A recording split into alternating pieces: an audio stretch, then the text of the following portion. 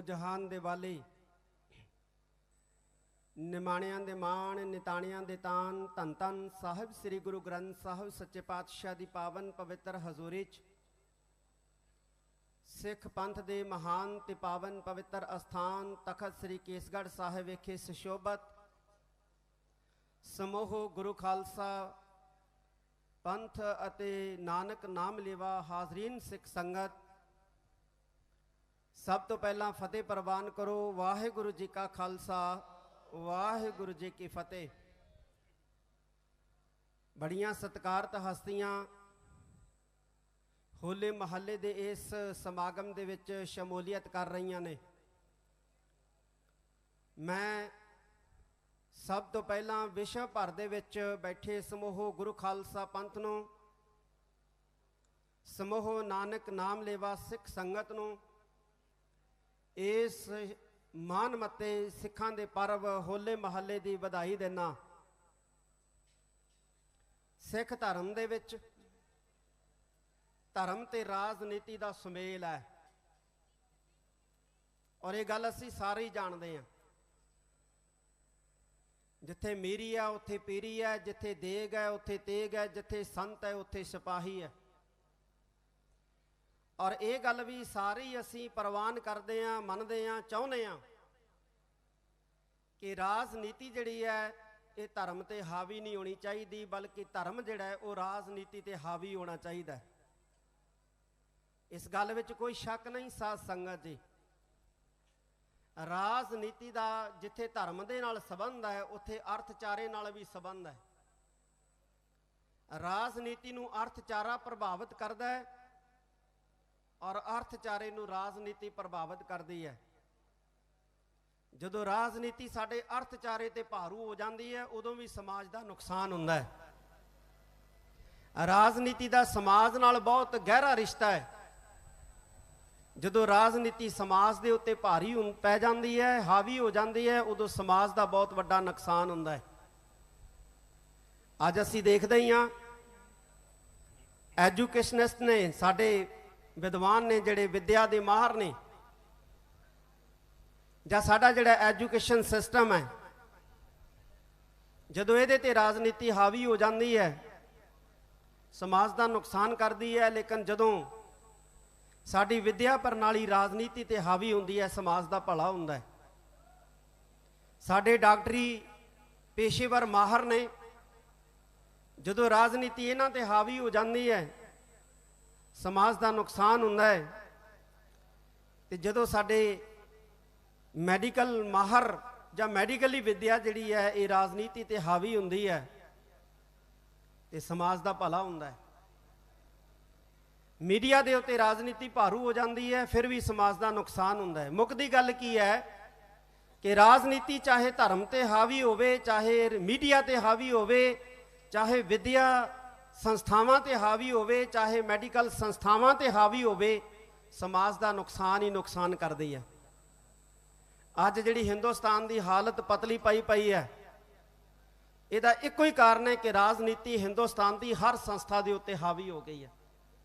चाहे वो अदालतां ने, चाहे वो प्रेस है, चाहे वो ब्यूरोक्रेट्स ने, चाहे कोई भी अदारा है, चाहे वो चोण कमिशन है, कोई भी है, उहदे उत्ते राजनीति जिहड़ी है वो इस कदर हावी हो गई है कि समाज का कचुंबर जिहड़ा है वो कढ़ के रख दिता है और निकल रहा है।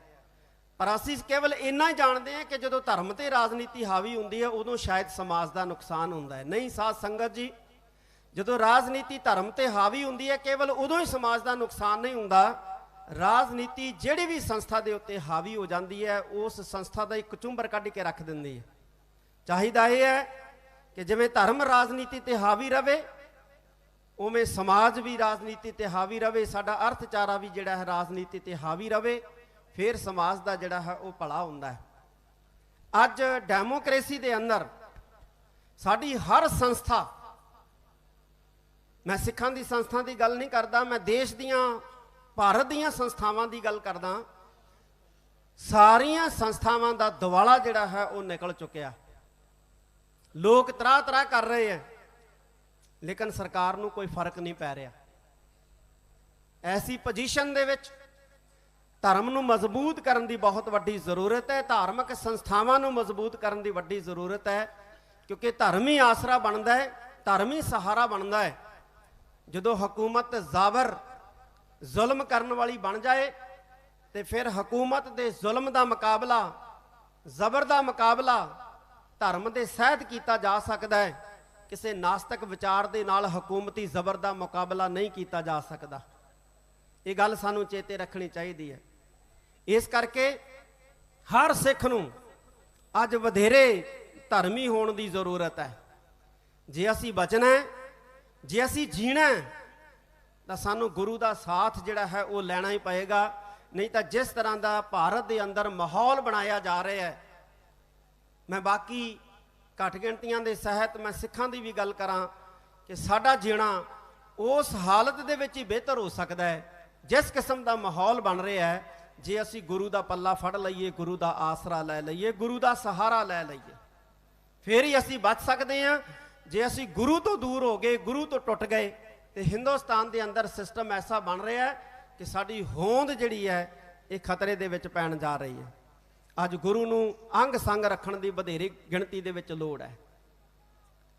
ਅਸੀਂ ਦੇਖਦੇ ਹਾਂ ਕਿਸਾਨ ਅੰਦੋਲਨ ਚੱਲਿਆ, ਨੌਜਵਾਨ ਜਜ਼ਬਾਤੀ ਹੋਏ, ਲਾਲ ਕਿਲੇ ਦੇ ਵਿੱਚ ਚਲੇ ਗਏ। ਲਾਲ ਕਿਲੇ 'ਚ ਜਾ ਕੇ ਕੋਈ ਨੌਜਵਾਨਾਂ ਨੇ ਗੁਨਾਹ ਨਹੀਂ ਕਰਤਾ, ਕੋਈ ਬਜ਼ਰ ਪਾਪ ਨਹੀਂ ਕਰਤਾ, ਲੇਕਿਨ ਇਸ ਤਰ੍ਹਾਂ ਦਾ ਹਾਲਾਤ, ਇਸ ਤਰ੍ਹਾਂ ਦਾ ਮਾਹੌਲ ਬਣਾਇਆ ਗਿਆ ਕਿ ਜਿਵੇਂ ਲਾਲ ਕਿਲੇ ਦੇ ਉੱਤੇ ਪਹੁੰਚਣ ਵਾਲੇ ਤੇ ਕੇਸਰੀ ਨਿਸ਼ਾਨ ਚੜਾਉਣ ਵਾਲੇ ਬਹੁਤ ਵੱਡੇ ਮਹਾ ਅਪਰਾਧੀ ਹੁੰਦੇ ਆ, ਪਾਪੀ ਹੁੰਦੇ ਆ। ਸਰਕਾਰ ਨੇ ਧੜਾ ਧੜ ਝੂਠੇ ਪਰਚੇ ਦਰਜ ਕਰਕੇ ਉਹਨਾਂ ਨੌਜਵਾਨਾਂ ਨੂੰ ਅੰਦਰ ਧੱਕਣਾ ਜਿਹੜਾ ਆਰੰਭ ਕਰ ਦਿੱਤਾ। ਸੈਂਕੜਿਆਂ ਦੀ ਗਿਣਤੀ ਦੇ ਵਿੱਚ ਨੌਜਵਾਨ ਜਿਹੜੇ ਸਾਡੇ ਜੇਲ੍ਹਾਂ ਦੇ ਵਿੱਚ ਬੰਦ ਕਰ ਦਿੱਤੇ ਗਏ, ਤੇ ਬਾਂਹ ਨਹੀਂ ਕਿਸੇ ਨੇ ਫੜੀ। ਜਿਨ੍ਹਾਂ ਨੇ ਜੋਸ਼ੀਲੇ ਨਾਅਰੇ ਮਾਰੇ ਉਹਨਾਂ ਵਿੱਚੋਂ ਵੀ ਕਿਸੇ ਨੇ ਬਾਂਹ ਨਹੀਂ ਫੜੀ। ਤੇ ਜੇ ਬਾਂਹ ਫੜੀ ਤੇ ਸਾਡੀ ਸੰਸਥਾ ਦਿੱਲੀ ਸਿੱਖ ਗੁਰਦੁਆਰਾ ਪ੍ਰਬੰਧਕ ਕਮੇਟੀ ਨੇ ਫੜੀ। ਬੋਲੇ ਸੋ ਨਿਹਾਲ।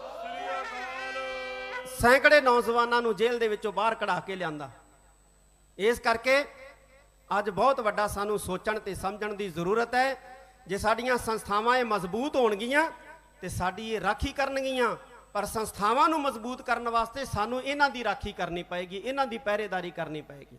ਅਸੀਂ ਸੰਸਥਾਵਾਂ ਦੀ ਪਹਿਰੇਦਾਰੀ ਕਰਨੀ ਹੈ, ਫਿਰ ਸੰਸਥਾਵਾਂ ਸਾਡੀ ਪਹਿਰੇਦਾਰੀ ਕਰਨਗੀਆਂ। ਅਸੀਂ ਇੱਕ ਦੂਸਰੇ ਦੇ ਪੂਰਕ ਬਣਨਾ। ਮੈਂ ਇੱਕ ਵਾਰੀ ਫੇਰ ਹੋਲੇ ਮਹੱਲੇ ਦੀਆਂ ਆਪ ਸਾਰੀਆਂ ਸੰਗਤਾਂ ਨੂੰ ਬਹੁਤ ਬਹੁਤ ਵਧਾਈ ਦੇਣਾ। ਇੱਥੇ ਮਾਨਯੋਗ ਸਿੰਘ ਸਾਹਿਬ ਗਿਆਨੀ ਜਗਤਾਰ ਸਿੰਘ ਜੀ ਮੁੱਖ ਗ੍ਰੰਥੀ ਸੱਚਖੰਡ ਸ੍ਰੀ ਹਰਿਮੰਦਰ ਸਾਹਿਬ ਜੀ ਸੁਸ਼ੋਭਿਤ ਨੇ। ਮਾਨਯੋਗ ਸਿੰਘ ਸਾਹਿਬ ਗਿਆਨੀ ਰਣਜੀਤ ਸਿੰਘ ਜੀ ਗੌਹਰੇ ਮਸਕੀਨ ਜਥੇਦਾਰ ਤਖਤ ਸ੍ਰੀ ਹਰਿਮੰਦਰ ਸਾਹਿਬ ਪਟਨਾ ਸਾਹਿਬ ਸੁਸ਼ੋਭਿਤ ਨੇ। ਔਰ ਮਾਨਯੋਗ ਸਿੰਘ ਸਾਹਿਬ ਗਿਆਨੀ ਰਘਬੀਰ ਸਿੰਘ ਜੀ ਜਥੇਦਾਰ ਤਖਤ ਸ੍ਰੀ ਕੇਸਗੜ੍ਹ ਸਾਹਿਬ। ਮੈਂ ਸਾਰੀ ਸੰਗਤ ਸਹਿਤ ਇਹਨਾਂ ਸਤਿਕਾਰਤ ਸ਼ਖਸੀਅਤਾਂ ਦਾ ਬਹੁਤ ਬਹੁਤ ਧੰਨਵਾਦ ਕਰਦਾ। ਇੱਕ ਵਾਰੀ ਫੇਰ ਹੋਲੇ ਮਹੱਲੇ ਦੀਆਂ ਸਮੂਹ ਗੁਰੂ ਖਾਲਸਾ ਪੰਥ ਨੂੰ ਬਹੁਤ ਬਹੁਤ ਬਹੁਤ ਬਹੁਤ ਵਧਾਈਆਂ। ਵਾਹਿਗੁਰੂ ਜੀ ਕਾ ਖਾਲਸਾ, ਵਾਹਿਗੁਰੂ ਜੀ ਕੀ ਫਤਿਹ। ਬਹੁਤ ਬਹੁਤ ਧੰਨਵਾਦ ਸਿੰਘ ਸਾਹਿਬ ਜੀ ਦਾ।